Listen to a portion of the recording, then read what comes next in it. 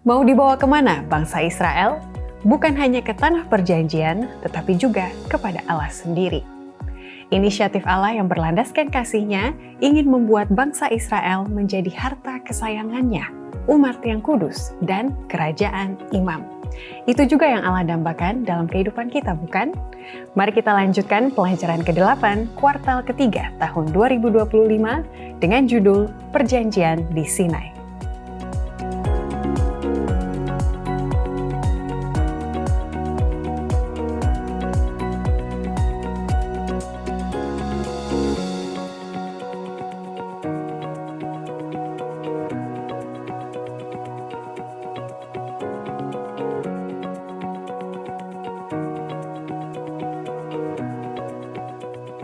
Shalom, selamat datang dalam diskusi pelajaran Sekolah Sabat yang dipersembahkan oleh Gereja Masehi Advent Hari ke-7 Uni Indonesia Kawasan Barat. Sambil mempelajari perjalanan hidup bangsa Israel menuju Tanah Perjanjian, saya juga berdoa agar pertumbuhan rohani kita bertumbuh secara nyata. Saya tahu tidak selamanya kita lebih baik daripada karakter bangsa Israel. Pelajaran ini menjadi relevan karena persumutan dan ketidaktaatan bangsa Israel juga bisa kita lihat dalam kehidupan kita masing-masing. Oleh karena itu, mari kita sama-sama mendukung dan mendoakan pertumbuhan rohani keimanan kita supaya lebih baik lagi sambil kita mempelajari ini. Mari ramaikan kolom komen di bawah dengan kata-kata yang positif dan salam yang hangat seperti yang berikut ini yang sudah kami ambil dari video. Oli Engka, Eliza Sohilait, Edward Samanui, Mama Ina yang mengatakan, puji Tuhan lewat diskusi Sekolah Sabat dapat selalu menolong dan mencerahkan umat Tuhan dengan belajar firman Tuhan. Saya percaya pencerahan ini bukan hanya terjadi dalam hati, pikiran, tapi juga orang bisa lihat sehingga menanyakan apa rahasia dari kebahagiaan kita. Karena tentunya mempelajari firman Tuhan. Dari Alice Baranting, diskusi Sekolah Sabat sangat membantu mengajar dan mendalami pelajaran Sekolah Sabat. Puji Tuhan, mendalami itu adalah berkat bagi kita pribadi dan membagikannya bisa jadi berkat bagi sesama juga. Jolwin Joiru mengatakan, senantiasa berusaha berubah dengan bersandar penuh kepada Yang Maha Kuasa melalui doa yang tulus. Ini adalah refleksi dari Bapak Jolwin Joiru. Cabaran dalam kehidupan adalah kunci untuk kita berubah dalam mencorakkan gaya berpikir, bersikap terbuka, tetapi senantiasa dalam jalur hukum Tuhan. Saya rasa ini terinspirasi dari bangsa Israel yang selalu bertumbuh ketika mereka terbuka kepada perubahan dalam hidup maupun ajaran-ajaran Tuhan yang mungkin berbeda dari cara hidup mereka yang lama. Wilma Sianturi di Tais, Seluma, Bengkulu mengatakan, terima kasih atas pelajaran yang baik dan kesaksian yang menguatkan kami melalui acara ini. Saya akan dorong para pembicara nanti untuk juga membagikan kisah-kisah hidup mereka, karena kita juga dikuatkan dari kisah-kisah nyata tersebut. Robert Hendrik mengatakan, sangat clear pelajaran Sekolah Sabatnya. Buat saya jadi perenungan agar dapat mengambil keputusan yang sesuai dengan keinginan Tuhan. Terima kasih sudah berbagi pelajaran yang berkenaan dengan kehidupan pribadi. 2 komen lagi dari Alvin Gerungan, Jemaat Sentrum Akelamo, Halmahera Barat, Maluku Utara, mengatakan, terima kasih untuk penjelasan pelajaran penting yang merupakan jantung kerohanian kita umat Tuhan di akhir zaman. Baik sekali untuk juga melihat pelajaran ini dari kacamata akhir zaman, di mana akhirnya akan tiba, Yesus segera akan datang. Dan terakhir dari Talaut ada Yemima Sarendeng mengatakan, pelajaran Sekolah Sabatnya sangat memberi inspirasi. Puji Tuhan untuk komen-komen yang sudah saya bacakan, itu semua akan menjadi pengharapan dan juga semangat bagi kita sekalian. Oleh karena itu, mari kita lanjutkan hubungan kita lebih dari video ini saja, dengan like video ini, mensubscribe ke channel YouTube Gereja Advent Indonesia Barat, menyalakan lonceng notifikasi, dan bagikan link video ini kepada para kenalan Anda. Kami juga rindu untuk memiliki dampak pribadi dalam kehidupan Anda melalui doa dan juga pembelajaran firman Tuhan secara pribadi. Silakan hubungi kami melalui nomor WhatsApp berikut ini atau bagikan nomor ini kepada kenalan Anda. Mari kita sambut dua narasumber kita yang telah hadir di studio Uni Indonesia Kawasan Barat. Mereka datang dari Jemaat Taman Wisma Asri Bekasi. Ada gembalanya, Pendeta Gibson Sinaga, dan juga Ketua Jemaatnya, Bapak Henry Sihite. Shalom Bapak-Bapak sekalian. Shalom. Terima kasih telah hadir di studio Uni Indonesia Kawasan Barat dari Bekasi. Saya tahu ini harus melawan arus kemacetan pagi hari. Ya. Terima kasih sekali. Seperti Seperti biasa biasa. ya. Sudah biasa kalau orang Bekasi dan Jakarta ya. Sebelumnya kita akan melanjutkan pelajaran yang ke-8. Tidak terasa Pak Pendeta sudah mau 12 dan 13 saja. Ya. Kita melihat perjalanan dari bangsa Israel, sudah banyak pelajaran dan juga teguran dari Allah dalam perjalanan. Makanya ada peristiwa-peristiwa air yang pahit, begitu ya, mana dan lain-lain. Kali ini Tuhan ingin memberikan sesuatu yang spesial. Tapi sebelumnya, saya mau bertanya dulu mengenai kehidupan Bapak-Bapak sekalian. Kalau kita lihat pemberian Allah, ini inisiatif kasih Allah. Melihat ke belakang, ketika dulu masih berkenalan dengan istrinya sekarang, begitu ya. Kira-kira apa dulu inisiatif yang Bapak lakukan? Dalam bentuk apa? Dan responnya apa dari pacarnya waktu itu? Boleh saya mulai dari Pendeta Sinaga? Ya, kalau di kilas balik, ya tentu berdasarkan kasih Ya. dan tentu berdasarkan ada janji yang dilakukan oleh berdua. Itu makanya kita bisa bertemu dan sampai hari ini. Seperti itu. Sebelum ada janji pernikahan, sudah ada janji di antara berdua dulu. Ya. Pendeta. Karena kan itu Alkitabiah. Iya, betul. Berjalankah dua orang bila mereka belum mengikat janji kan begitu. Iya. Oke, terima kasih sekali. Ya. Sangat alkitabiah ya. Ya. Mungkin itu dari pendeta jadi alkitabiah. Kalau dari orang awam bagaimana? Bapak silakan. Pertama sekali tentunya saya mengasihi dia, karena saya membutuhkan dia. Oh. Ya. Jadi saya mengatakan kepadanya, jika kiranya berkenan, maka saya akan melamar dan akan menjadikan sebagai orang yang saya kasih dalam hidup saya. Ya, dan pada waktu itu tandanya adalah ada, tanda kasih itu harus ada bentuknya. Apa itu, Saya Pak? berikan dia cincin yang indah buat dia. Dan sebelum sejak itu menikah. dia mencintai saya dan saya pun mencintai dia. Mudah-mudahan ini dapat menggambarkan bagaimana Allah mencintai umatnya dan umatnya mencintai Allahnya. Terima kasih. Terima kasih sekali Pak Sihite. Saya mau highlight tadi Bapak katakan karena kebutuhan. Kadang kita lihat perjalanan bangsa Israel ya. Kalau kebutuhan yang lain sudah dipenuhi, lupa sama yang memberikan apa yang mereka butuhkan tersebut. Nanti itu kita akan gali sama-sama di pelajaran yang ke-8 ini. Tapi sebelumnya saya mau bacakan ayat inti dari pelajaran ke-8. Nanti diskusi kita akan dibuka dengan doa oleh Bapak Sihite sendiri. Ayat intinya terdapat di dalam Keluaran 19 ayat 4-6.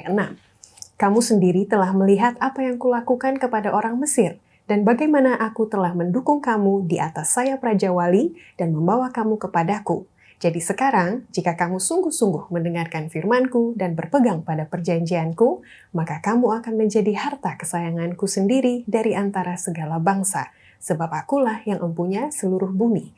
Kamu akan menjadi bagiku kerajaan imam dan bangsa yang kudus. Silakan Pak Sihite.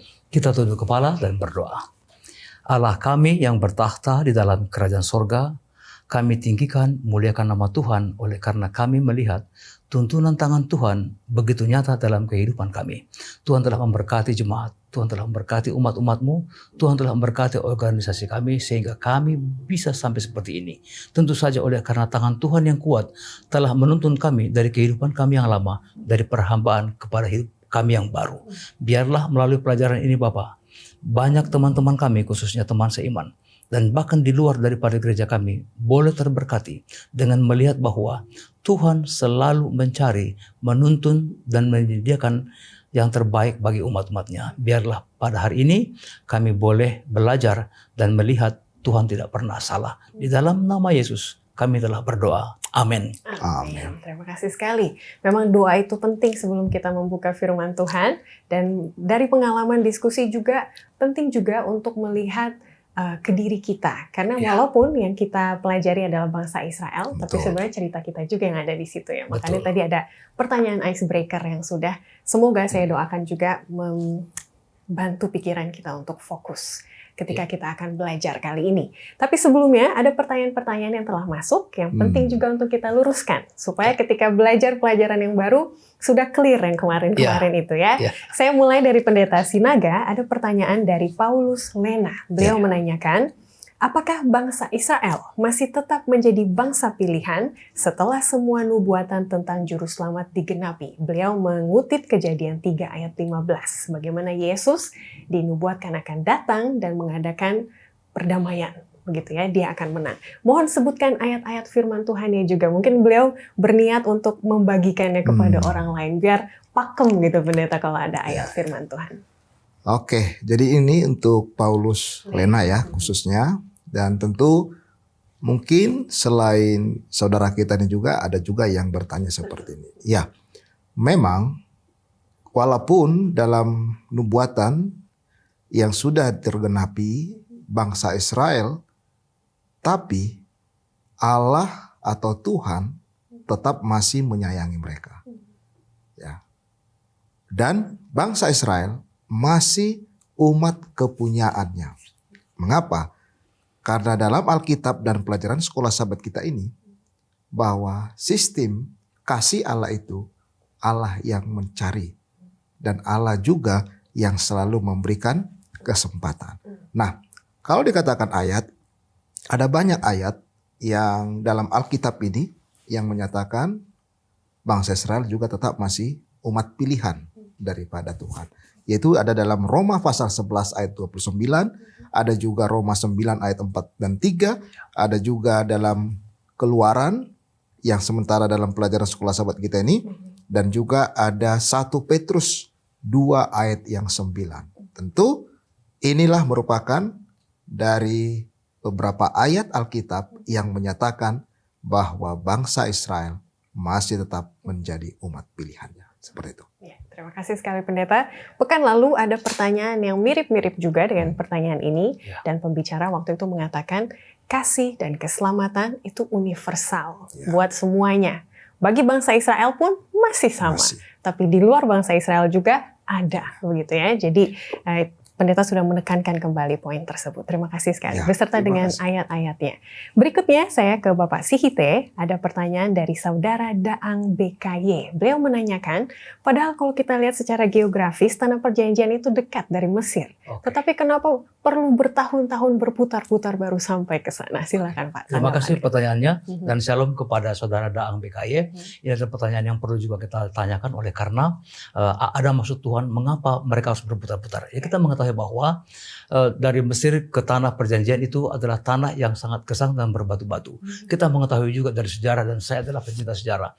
Ada banyak jalur-jalur yang ditempuh oleh saudagar yang merupakan jalur yang terdekat dan terbaik dan mudah untuk dijalani. Tetapi kenapa Tuhan harus ajak bangsa ini berputar-putar? Ini adalah masalahnya. Kita mengetahui bahwa secara geografis tidak terlalu jauh, dan ada yang mengatakan begini, bisa ditempuh dengan 3 hari. Ada yang mengatakan bisa ditempuh dengan 11 hari. Ada yang mengatakan bisa ditempuh dengan 1 bulan. Tentu saja jalur yang berbeda-beda. Tetapi kenapa 40 tahun? Ya, artinya secara geografis dekat, tetapi secara rohani bangsa ini masih jauh untuk masuk ke negeri perjanjian itu. Ya, ini menggambarkan kepada umat Tuhan di perjanjian baru. Saja kita beriman, saja mengenal Tuhan. Dan saya mengatakan aku orang Kristen, tetapi ingat, itu sama seperti secara geografis zaman dahulu. Tetapi secara rohani, apakah benar saya sudah dekat dengan Tuhan? Apakah saya sudah hidup sama seperti Yesus? Yang ingin Tuhan sampaikan kepada bangsa ini adalah, engkamu harus siap secara rohani untuk bertemu dengan aku. Sebab hanya orang yang mempersiapkan dirinya dengan baik-baik yang dapat bertemu dengan Allah dalam kitab Ibrani. Dan saya juga ingin menekankan sekali lagi bahwa biarlah ini juga menjadi peringatan bagi kita sebagaimana umat di akhir zaman ini, kata Rasul Paulus. Khususnya gereja Masihi Advent hari ke-7.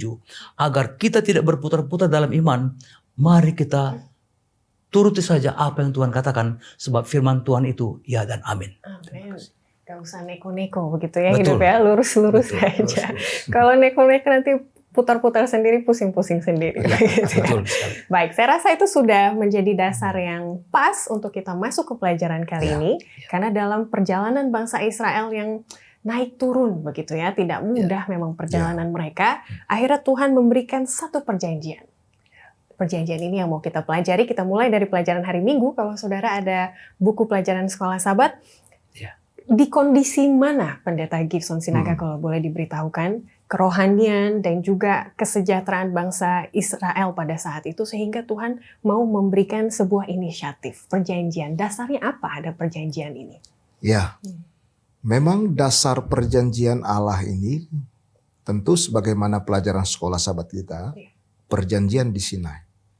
Nah, kalau kita baca dalam pelajaran sekolah Sabat kita dan dalam Alkitab, ya, dari latar belakang memang Sinai ini adalah termasuk tempat di mana Allah bertemu pertama kepada Musa. Cukup bersejarah. Cukup bersejarah. Dan kalau kita lihat dari waktu, mereka cukup lama di sini, di sekitar Sinai, ya, bahkan dikatakan 1 tahun. Nah, tapi kondisi apa? Sama seperti Pak Zihite katakan tadi, dari segi geografis, memang mereka menuju kepada tanah Kanaan. Tetapi dari segi teologisnya, Alkitabiahnya, Allah masih melihat bahwa bangsa ini masih jauh yang diharapkan untuk ditarik atau dekat dengan Tuhan. Nah, atau masih jauh dari rencana dan tujuan daripada Tuhan.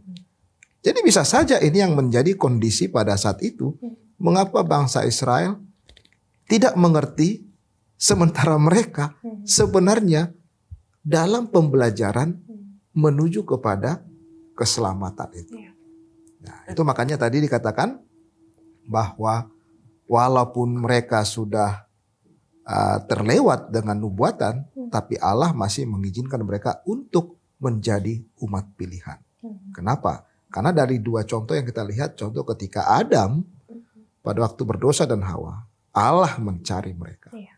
Dan bukan itu saja dikatakan, bahwa ketika kita juga bangsa Israel baik secara rohani maupun secara jasmani, bangsa Israel yang lalu mereka juga akan dibuat menjadi bangsa dan imamat yang merajani. Seperti itu.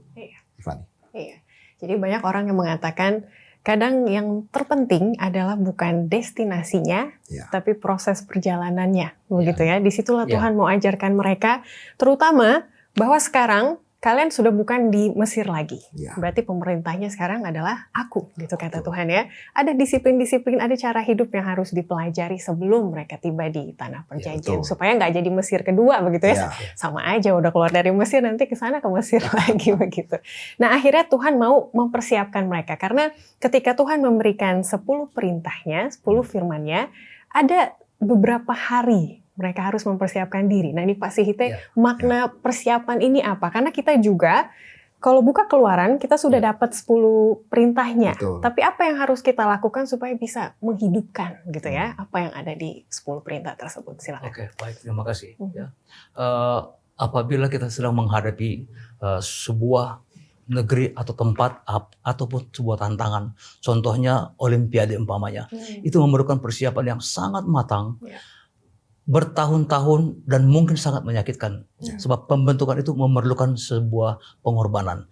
Saya yakin tidak ada di antara kita yang pernah sekolah lulus kalau tanpa persiapan yang luar biasa menghadapi ujian yang akan diberikan apa oleh guru kita, oleh kepala sekolah dan lain sebagainya kepada umatnya. Tetapi saya melihat di sini bahwa persiapan yang Tuhan inginkan dari umatnya adalah agar kita boleh menghormati Dia sepenuhnya. Kita menghormati Allah ya, dan kita akan melihat siapakah Allah itu ya. Penghormatan seperti apa yang kita tunjukkan kepada Dia agar kita bersiap. Dan saya juga ingin menyampaikan pada kesempatan ini agar mungkin umat Tuhan juga boleh melihat bahwa menghormati Allah itu dapat juga kita laksanakan dalam konteks perjanjian baru dengan menghormati hukum-hukumnya. Dan ini adalah sebuah persiapan.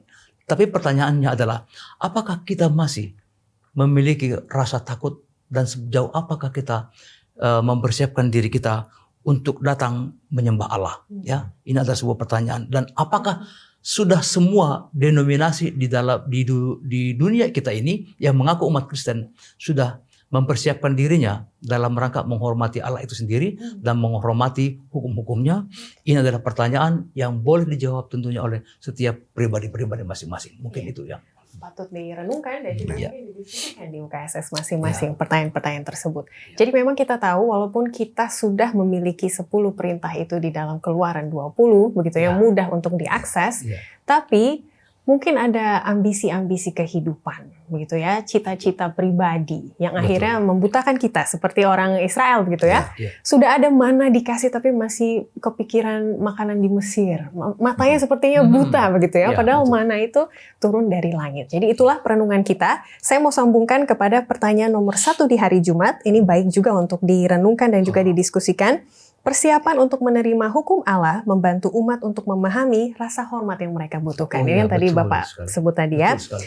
Hari ini di dalam gereja, kita harus melihat TWA, Taman Wisma Asri gitu ya, jemaat saya Jemaat Cakung. Hari ini di dalam gereja dan kehidupan bergereja kita, di manakah ada rasa hormat dan kekaguman yang sama di hadapan Allah? Ataukah kita secara perlahan-lahan dan entah bagaimana telah kehilangan rasa itu, gitu ya. Dan nanti ini cuplikan pekan depan juga, semoga kita masih semangat belajar firman Tuhan, begitu ya. Harus dong. Rasa hormat kepada Allah itulah yang akan menimbulkan rasa hormat kepada orang Ya. lain juga. Tapi sebelum ke sana, kita mau fokus ke pelajaran ini dulu. Terima kasih. Saya mau mention juga pertanyaan hari Minggu bawah, karena ini patut juga untuk kita bayangkan. Kita ini milik Allah yang istimewa. Ada 3 hal tadi yang disebut ya. Umat yang kudus, harta kesayanganku, dan juga kerajaan imam. Dan ini kalau di pelajaran hari Minggu itu ada artinya semuanya. Jadi tolong dipelajari. Sebelum kita lanjut ke pertanyaan berikutnya, sekarang kita masuk ke pelajaran hari Selasa, Pendeta Sinaga. Dikatakan Paulus melihat kalau Paulus boleh merangkumkan 10 hukum menjadi satu kata, itu adalah kasih. Bolehkah Pendeta Sinaga membantu kita melihat di mana kasihnya dari 10 hukum yang ditulis itu? Ya, baik, terima kasih. Jadi memang pertama sebelum kita menyampaikan hukum kasih ini yang harus perlu diluruskan. Ya, mengapa saya katakan? Karena hukum, saya lebih senang menyatakan itu 10 hukum. Ya. Atau yang bahasa aslinya the 10 commandment ya. Atau mungkin dari Yunani dalam pelajaran sekolah sahabat ini ada disebut dengan dekalog ya. Nah, kenapa seperti itu? 10 hukum Allah, 10 firman Allah. Ya.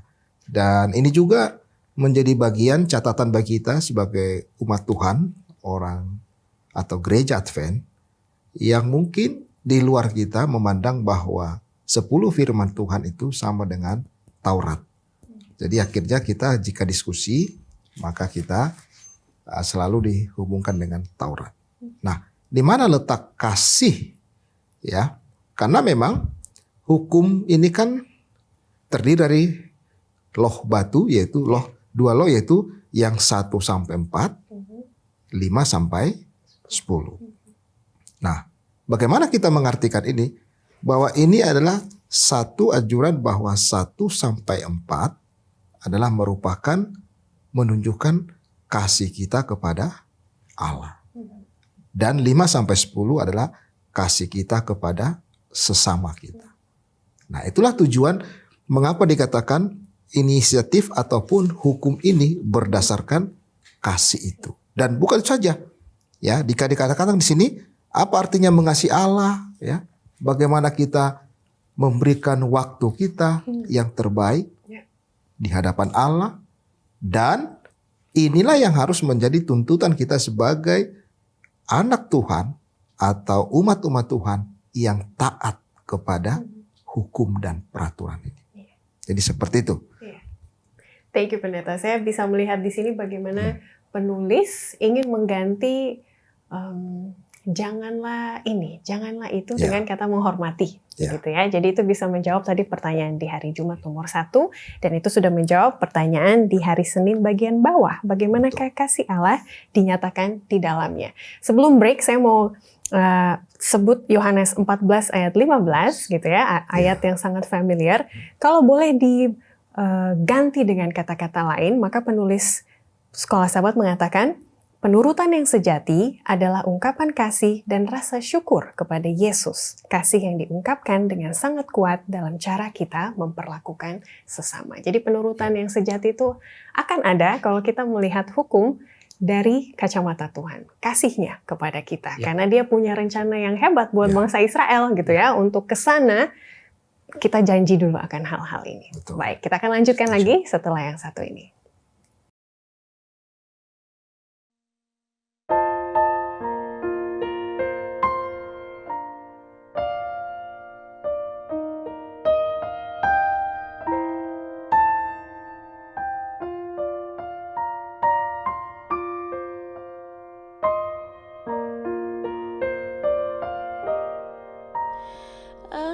Adakah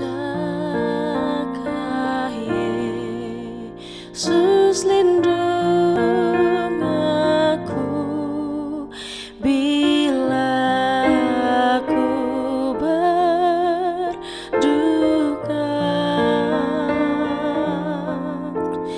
bila ku susah berat bebanku dan jalanku sangat payah. Ya, aku tahu Yesus lindung, Ia rasa susahku.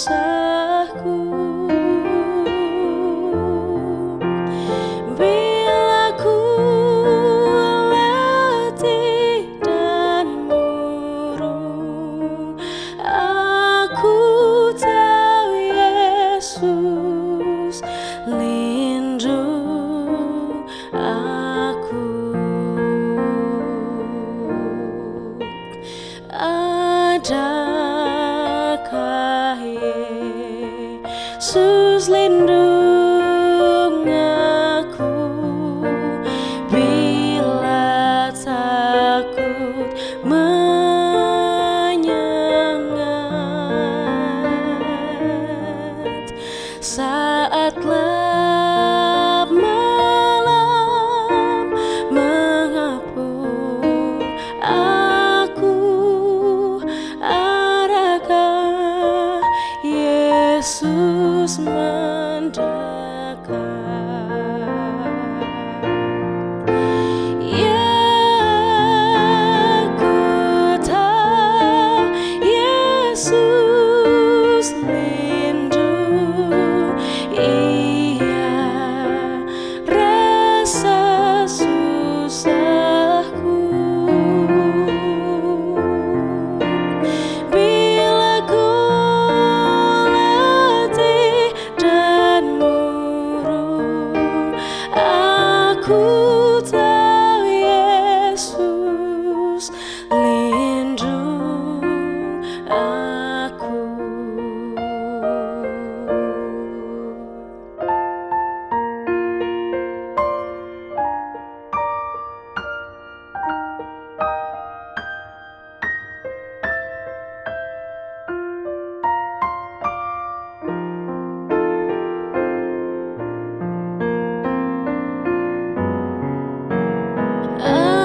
Adakah Yesus lindung aku bila hatiku hancur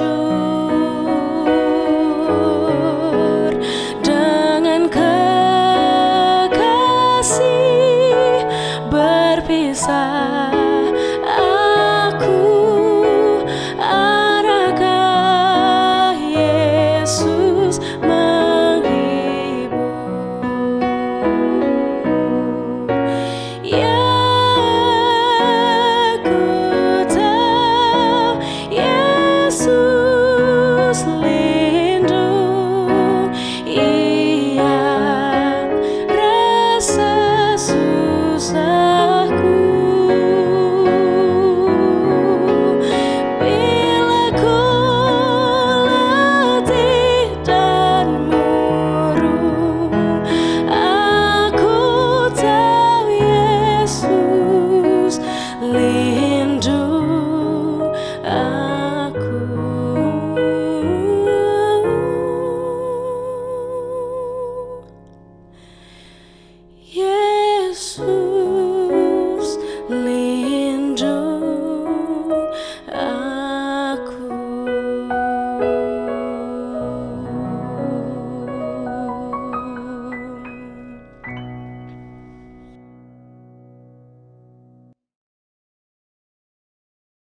Melihat 10 hukum Tuhan dari kacamata kasih akhirnya membuat kita mengerti. Ternyata 10 hukum itu lebih luas Ya. ke cakupannya daripada hanya 10 hal yang tertulis. Dan itu juga yang akan membawa kita ke pertanyaan berikutnya. Jadi apalagi Pak Sihite cara-cara kita mengerti fungsi hukum Tuhan ini selain dari bahwa itu adalah ekspresi kasih Tuhan dan juga cara-cara Tuhan untuk membuat kita seperti apa yang Dia janjikan. Bangsa yang imamat, bangsa yang kudus dan lain-lain. Silakan Pak. Ya. Dalam konteks pengalaman hidup atau pelajaran kita? Dari pelajaran kita dulu. Dari pelajaran kita dulu, terima kasih ya. Jadi orang mengatakan begini, bahwa menjadi umat Tuhan itu banyak aturannya. Kok ke surga susah amat sih? Iya. Ya. Dan juga sering orang mengatakan, saya nggak mau lewat jalan yang sempit, aku mau jalan yang besar. Tetapi ingat, motif Allah adalah untuk apa? Untuk keselamatan kita. Ya, sebagaimana seorang ayah akan marah kepada anaknya, jangan pegang itu listrik karena kamu bisa mati. Ya, seperti itulah kira-kira Tuhan kepada umat-umatnya. Jadi peraturan itu diberikan fungsinya bukan untuk melarang orang, membuat orang tersiksa. Ini nggak boleh, itu nggak boleh, tapi untuk keselamatannya sendiri. Dan satu lagi dikatakan bahwa ini adalah bagaimana kita mengetahui karakter Allah itu dari hukum itu. Dan ini adalah cara Tuhan juga bagaimana kita melihat siapakah Dia dan seperti apa kepribadiannya. Apakah Dia benar, apakah Dia kudus, dan apakah Dia baik. Dan ini adalah cara Tuhan untuk apa? Menyampaikan kepada umatnya untuk memperkenalkan karakternya. Dikatakan ini juga untuk apa? Membantu kita untuk menjauhkan kita dari apa? Dari kejahatan. Ini perlu sekali kita perhatikan. Dan umat-umat Allah hendaknya juga memperhatikan ini. Jangan karena kita sudah menjadi orang yang beriman kepada Yesus, kita menganggap enteng kepada 10 perintah ini. Tetapi di dalamnya kita melihat bahwa hukum Allah ini adalah juga sebuah cara Allah untuk melindungi anak-anak yang dikasihi agar dia aman di tengah-tengah di dalamnya. Baik itu dari luar dan juga dari dalam. Oleh karena dikatakan bahwa hukum ini sama dengan sebuah cermin yang dapat melihat cacat kita, noda kita, dan kekurangan kita. Ya, di luar daripada hukum ini dapat dipastikan kita binasa. Ya, orang tua yang baik akan sangat marah apabila melihat anak kecilnya itu sempat menyentuh. Sebagaimana saya pun pernah memukul tangan anak saya dengan lidi dengan kuat-kuat agar dia ingat bahwa aku memukul engkau bukan karena saya benci, tetapi agar engkau selamat. Hukum ini banyak tidak disukai oleh orang lain, tetapi sebagai orang Kristen, saya mau katakan begini, mari cintailah firman Tuhan ini, cintailah hukum ini, dan ini adalah cara Tuhan untuk mengungkapkan rasa kasih dan cintanya bagi kita sebagai perlindungan sampai kita boleh bertemu dengan Allah kita yang kita kasihi. Mungkin itu. Terima kasih sekali, kita bisa lihat bahwa gambaran-gambaran fungsi Allah ini nyata ketika kita sudah alami dalam kehidupan masing-masing. Makanya tadi ilustrasi cermin, pagar, rambu-rambu itu kan hal-hal yang kita lihat dan alami sehari-hari gitu ya. Jadi membuat saya penasaran, kalau di kehidupan Pak Sihite sendiri, ilustrasinya apa Pak? Bapak mau samakan hukum Allah itu seperti apa? Adakah ceritanya? Bisa, agar mudah dimengerti oleh kaum muda. Sekarang ini teknologi canggih sekali. Ya, di setiap gadget kita ada namanya aplikasi Google Maps. Ya, kemanapun sekarang di dunia ini anak muda seperti putri saya seorang diri, dia pergi ke tempat yang belum pernah dia kunjungin, dia percaya diri kalau dia berpegang kepada petunjuk daripada Google Map ini. Bahkan suatu saat kami pernah menjalani ke tempat sebuah Lampung yang namanya Pasir Putih. Kami belum pernah, tapi kami yakin setelah menyeberang dari kapal feri, kami akan terus melewati kota Lampung dan berbelok ke kiri, dan kami akan menemukan sebuah titik yang dijanjikan di dalam map itu bahwa kalau kamu ikuti peraturan saya, kamu akan tiba di kota impianmu, tiba di tempat impianmu dengan selamat, menyenangkan tanpa banyak gangguan. Saya mau katakan 10 hukum ini dalam konteks zaman modern, saya mau ilustrasikan dan samakan dengan Google Map yang menuntun kita ke sebuah tempat. Tentu saja manusia penuh kekurangan, tetapi kepada 10 hukum yang adalah produk surgawi, percayalah kita tidak akan pernah tersasar. Terima kasih. Terima kasih banyak. Saya jadi penasaran menurut pemirsa, 10 perintah Tuhan itu seperti apa dalam kehidupan? Kalau Bapak Sihite tadi seperti Google Maps katanya. Boleh dicantumkan di kolom komen, kita akan lihat bagaimana pengalaman kita dengan 10 hukum Tuhan. Karena menurut Pemasmur dalam 119, 10 hukumnya itu seperti nyanyian. Dia nyanyikan. Bagi Pemasmur 1 itu seperti apa di sini tulis tadi? puisi yang 119, nyanyian seperti Mazmur 19 dan pokok perenungan bagi pemazmur di pasal yang Ya, pertama. Mazmur Jadi 1. itu akhirnya jadi personal begitu ya, 10 Ya. hukum itu ketika kita perenungan. hidupi. Betul sekali, terima kasih.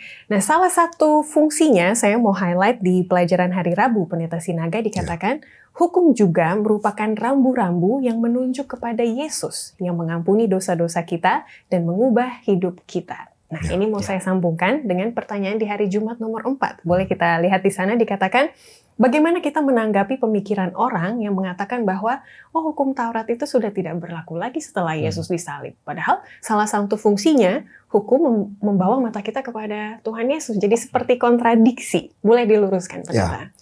Nah, itu makanya di awal saya katakan bahwa kalau kita setuju dan pemirsa setuju bahwa 10 hukum Allah itu lebih baik kita katakan dengan bahasa 10 firman Tuhan.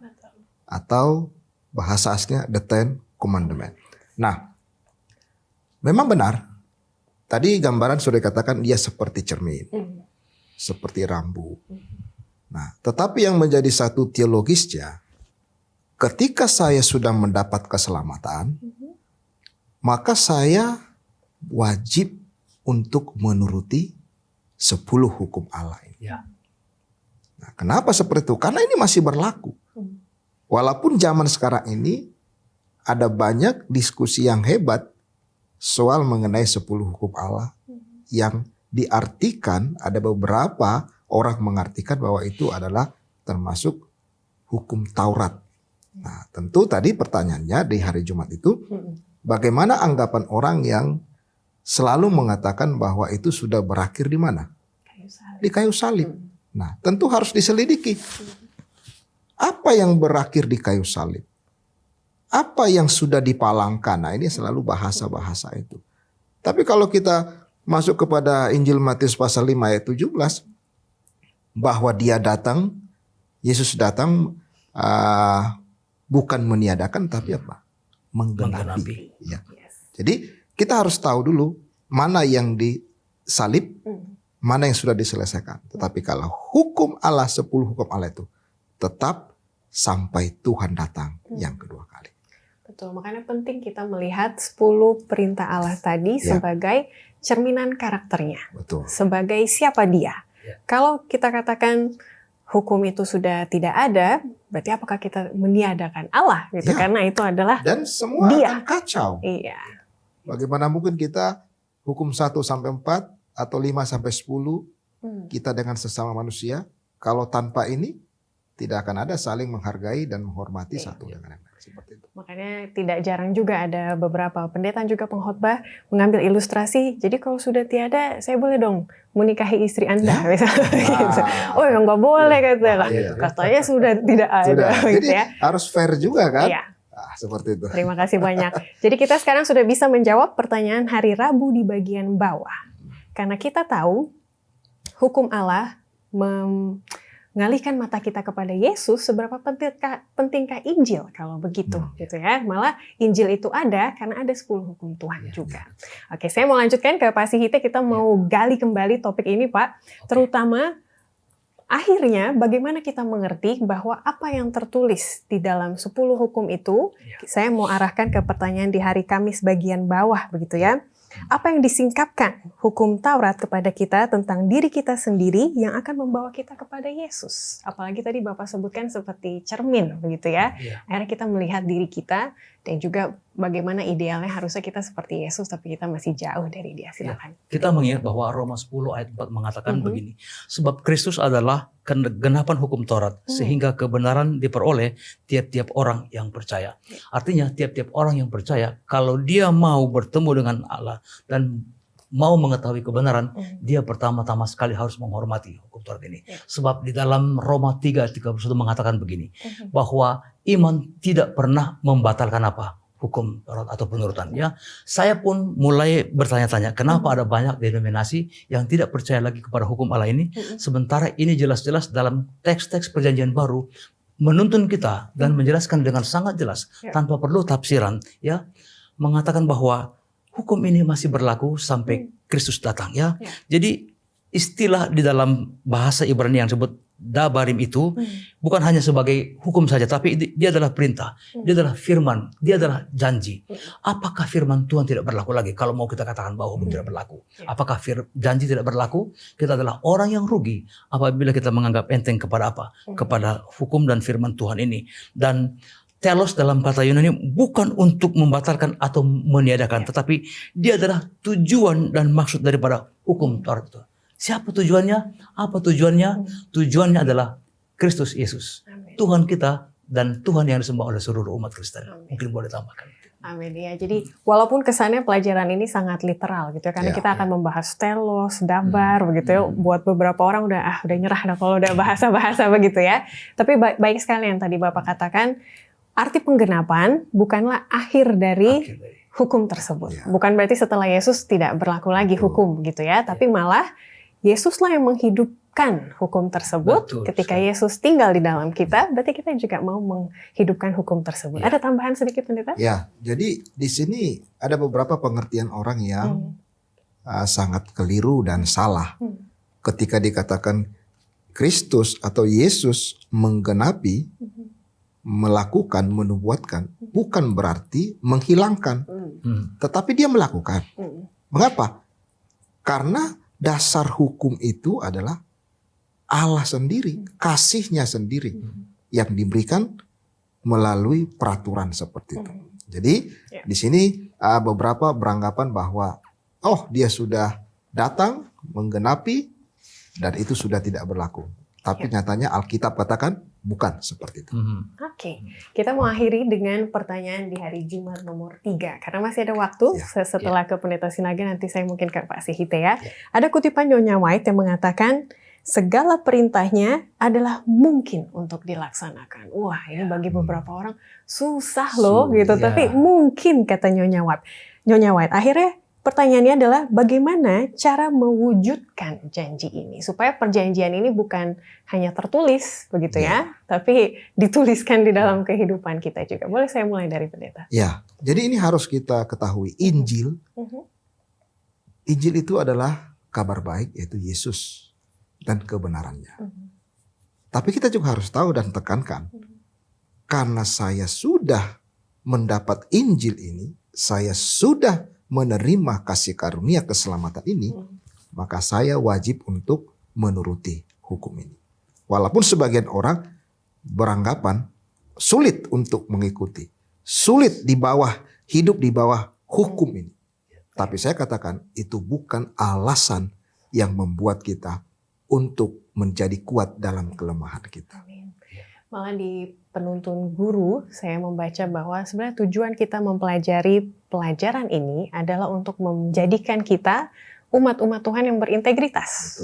Orang-orang yang bukan hanya memahami tapi menghidupkan 10 perintah tersebut. Kalau boleh saya kutip di penerapan hidup nomor 1 dikatakan, memang kita perlu pertolongan dalam kelemahan dan kerapuhan kita. Pertolongan dari luar diri kita sendiri. Tapi kabar baiknya, ini persisnya seperti janjian Pendeta sama dengan penulis ini. Dikatakan, tapi kabar baiknya adalah bahwa ia memberikan kerelaan yang merupakan sebuah tanggapan terhadap panggilan kasih-Nya dan kuasa untuk taat. Filipi 2 ayat 13.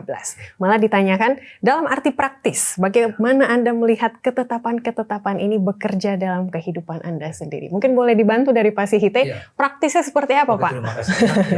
Jadi dalam kehidupan Kristen sekalipun sama dengan kehidupan rasul-rasul. Pada waktu Petrus mendapat bantahan keras dari Yesus, dikatakan kalau engkau mau ikut aku, Nikodemus, jual hartamu dan ikut saya. Lalu dengan cepat Rasul Petrus menjawab, Tuhan, kalau begitu siapa yang bisa selamat Tuhan? Tuhan katakan begini, bagi manusia itu tidak mungkin, tapi bagi Allah itu mungkin. Kita perlu meminta Roh Kudus untuk menyanggupkan kita melakukan apa yang Tuhan perintahkan.